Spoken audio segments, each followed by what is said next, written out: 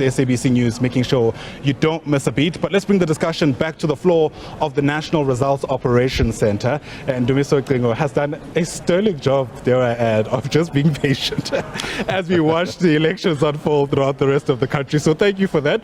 We had been speaking about the role of the CSIR, the predictions that you have in collaboration with the SABC to make, and what that ultimately means. And you had drawn a distinction between the work you do and polls. Perhaps it's worth rehashing that as we flesh out the rest of your work.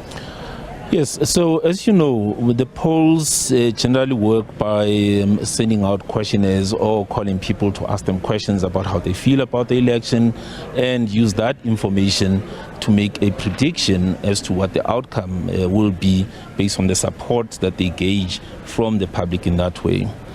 Our model works in a completely different way, in that it does not use any information at all from polls, from the public before voting. We only use data and results that are released by the IEC officially for those voting districts that have been counted. And we take those and put them into the model, and the model then projects what the outcome is going to be.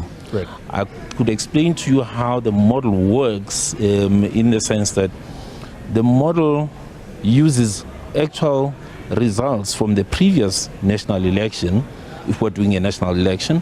So we'll take in results from 2019, all the voting districts that we've got data for, and study through a model the patterns that emerge from how those different voting districts have been voting. And of course, as many people cast their ballots, we're all waiting with bated breath to see when the first results are going to trickle in. But before you give me that answer, of course, we're on the ground half the time.